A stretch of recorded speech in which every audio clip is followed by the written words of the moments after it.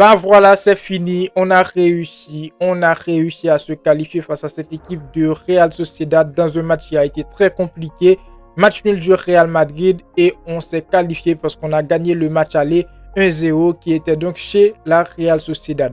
La famille, j'espère que vous allez très bien et je suis très content de vous retrouver sur la chaîne pour cette nouvelle vidéo. Vidéo dans laquelle on va débriefer ce match qui a été très dur pour le Real Madrid. Et au final, je peux dire qu'il y avait quand même des choses positives, mais des choses négatives qu'on va voir durant cette vidéo, durant ce débrief. N'hésitez pas à donner vos avis dans les commentaires, c'est très important. Le petit pouce bleu pour le référencement pour aider au développement de la chaîne. On est parti pour cette nouvelle vidéo, la famille. Let's go!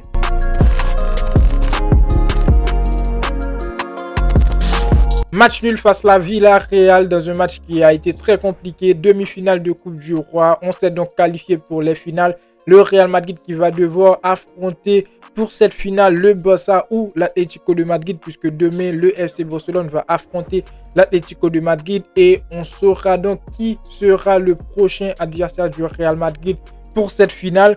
Et je me dis que en vrai, ce ne sera pas une finale facile pour le Real Madrid vu la prestation qu'on a fait aujourd'hui face à la Villarreal, les amis. Et comme je vous ai dit, on va commencer avec les points positifs. Et le premier point positif, je trouve, c'est donc le résultat. Ce n'est même pas une victoire, un match nul, les amis, 4-4. Le résultat, vu que le Real Madrid est qualifié dans un match qui a été très compliqué. Parce qu'en termes de jeu, le Real Madrid n'a pas été bon. Et le deuxième point que moi, personnellement, je trouve que ça reste un point positif, c'est le fait qu'Hendrick aujourd'hui a été titulaire à la place de Kylian Mbappé. Hendrick, il a marqué le premier but pour le Real Madrid et c'était un très très beau but. Est-ce que ça va changer Carlo Ancelotti? Est-ce que Carlo Ancelotti donnera du temps à la jeunesse, donnera plus de temps de jeu à Hendrick? Je pense que non, mais après, je pense que ça reste un point positif parce que le joueur, il va avoir beaucoup plus de confiance. Et donc voilà, pour moi, c'est les deux points positifs que je trouve durant ce match. Après, pour les points négatifs, les amis, là, on va rentrer d'emblée dans le match. Premier point négatif, c'est les choix de Carlo Ancelotti. Le 11 qu'a aligné Carlo Ancelotti aujourd'hui nous a dit tout simplement que Carlo Ancelotti a minimisé le match, a minimisé la rencontre. Et je l'avais dit dans la vidéo avant-match que ce match sera un match compliqué pour le Real Madrid. Et donc voilà, aujourd'hui, Carlo Ancelotti, il nous met Lunin au but. Ça, on l'avait vu. Dans la charnière centrale, il met Raúl Asensio. À son côté, il a mis David Alaba, Raúl Asensio, David Alaba aujourd'hui qui a mis à D, pour ne pas dire que toute la défense du Real Madrid aujourd'hui a été catastrophique. Lucas Vázquez sur le côté gauche et Camavinga sur le côté droit. Donc voilà, on peut enlever Camavinga parce qu'à un certain moment, il a montré de quoi il était capable. On peut enlever Raúl Asensio aussi, on sait de quoi il est capable. Mais David Alaba, il a été vraiment catastrophique, les amis. Il a été vraiment catastrophique durant tout le match et Carlo Ancelotti n'a rien fait.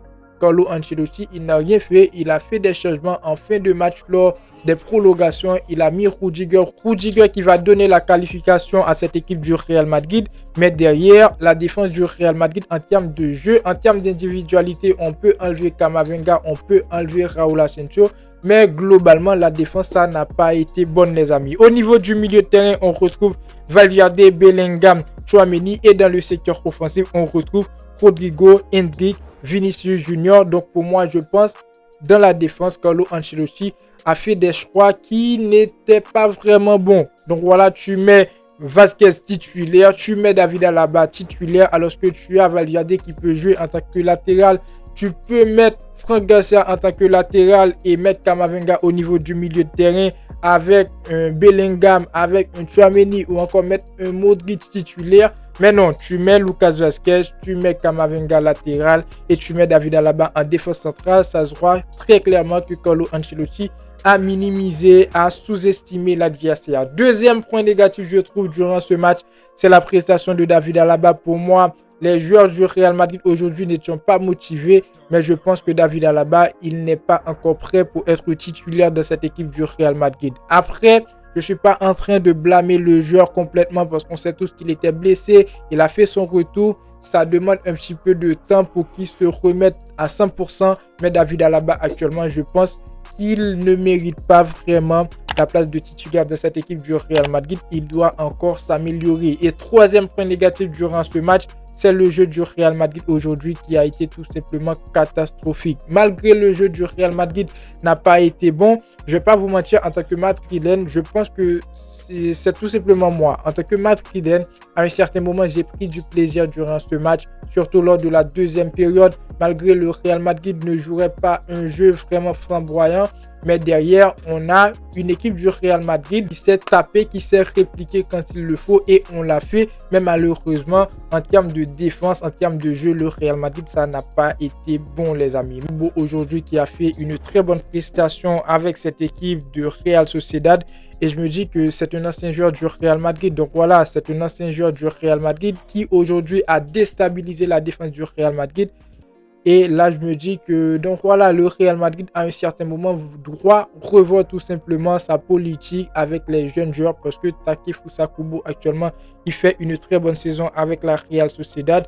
Mais globalement, si on veut voir le match, les amis, en termes de statistiques, 26 tirs pour le Real Madrid contre 11 pour la Real Sociedad, 10 tirs cadrés contre 5, tout ça. Donc voilà.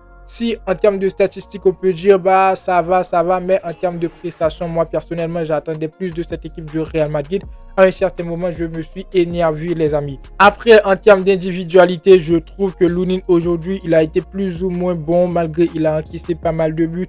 Mais donc voilà, Lunin, il a sauvé le Real Madrid sur quelques actions. Sur la défense, les amis, je trouve que Raúl Asensio, il a fait un match moyen. On l'a pas trop vu. En tout cas, j'ai pas trop vu la défense du Real Madrid. Mais je peux dire que Lucas Vazquez et Alaba, ils n'étaient pas vraiment bons. Valverde, Sarres Valverde, il a fait son match. Tchouaméni aujourd'hui qui a fait son match vu qu'il a marqué aussi pour cette équipe du Real Madrid.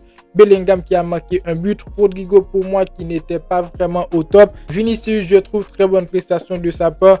Surtout sur la fin du match et Endrick, les amis, qui a marqué le premier but pour le Real Madrid qui était titulaire aujourd'hui. Donc je pense que Endrick, il mérite beaucoup plus de temps de jeu.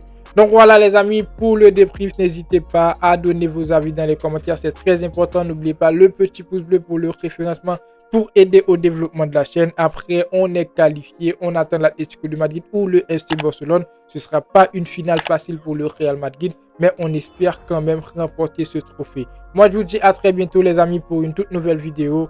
Ciao, ciao.